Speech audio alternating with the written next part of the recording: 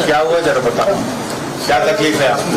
28 दिसंबर उधर जा रहा हूँ उधर जा रहा हूँ। 28 दिसंबर में मेरे को 10 लाख रुपया दिया और ये दिया ये 3 दिन लोगों का ये दिया नहीं टोकी है ये जीरो हाँ तो सर ये दिया बोला कि पूछे के समय क्या कैसे आगे चल रहा बातें करने कुछ नहीं। कोई बता रहा कि 1 महीना, कोई बता रहा 3 महीना, कोई बता रहा साल भर।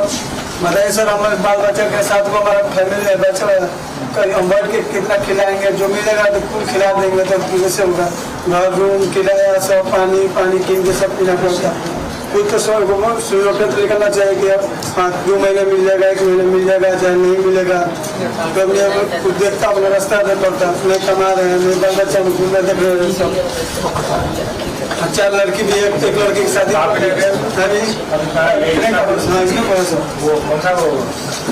करेंट ऑफिस शिवालय मंदिर का ఇప్పుడు లాస్ట్ టైం మిమ్మల్ని రిప్రజెంట్ చేసినాం మా ఊళ్ళో రిప్రజెంట్ చేస్తే మీరు మిగతా 85 లక్షలు ఇచ్చేదాన్ని ఒక 1 వీక్లో లెటర్ ఇప్పిస్తా అని చెప్పారు మీరు. ఇప్పుడు 1 మంత్ అయింది.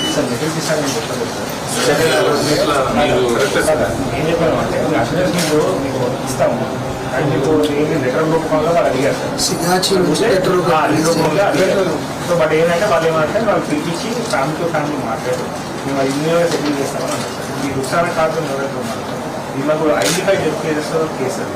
సో మొన్న లాస్ట్ కంపెనీలో లాస్ట్ వీక్ మీరు 2 డేస్లో పిలిచారు. 5 మెంబర్స్ని పిలిచారు, 7 మెంబర్స్ని పిలిచారు. 12 మెంబర్స్కి 10 lakhs ఇచ్చారు. అప్పుడు ఏదైతే 1 lakh ఇచ్చారు వాళ్ళకి ఇప్పుడు అడిషనల్గా మనకి 10 lakhs ఇచ్చారు.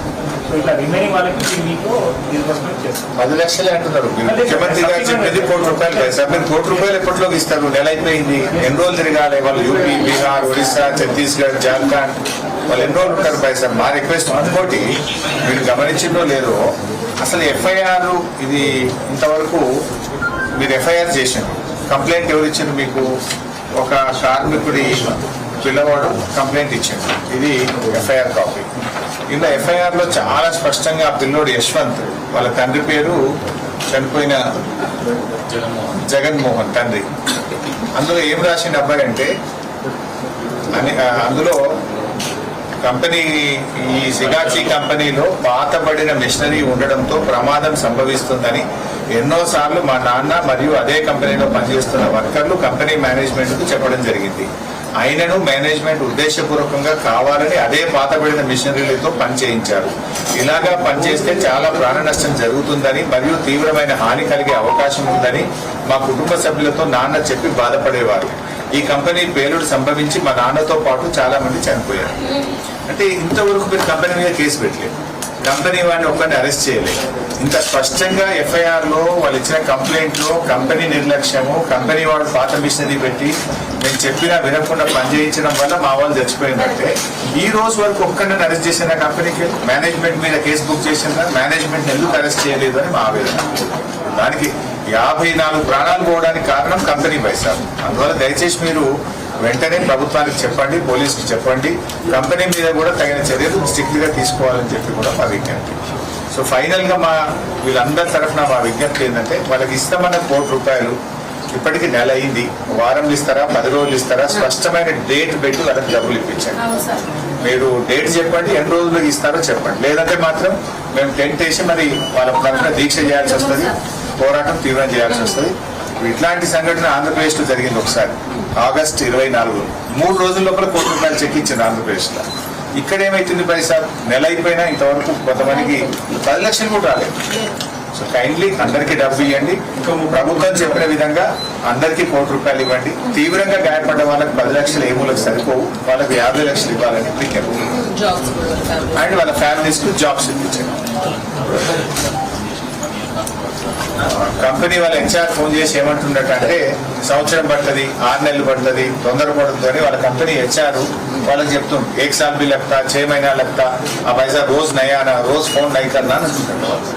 అట్లా అనడానికి లేదు. Please tell them. Death certificate కూడా మిస్సింగ్ వాళ్ళకి తొందరగా ఇచ్చేయాలి. వారమా 10 రోజులు ఇప్పించాలి.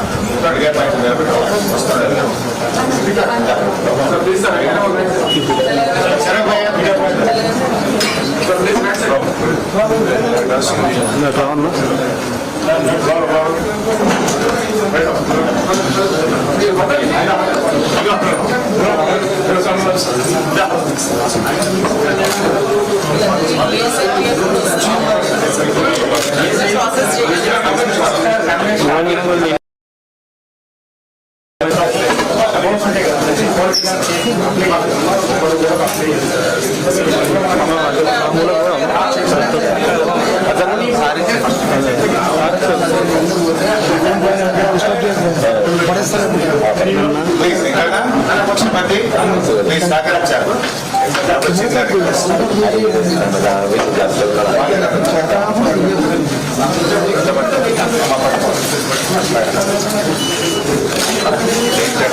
ఎంఎంటీఎస్ రైలు పోయినప్పుడు వాళ్ళకు డబుల్ బెడ్రూమ్ ఇస్తాము గవర్నమెంట్ సర్టిఫికేట్ కూడా ఇచ్చింది.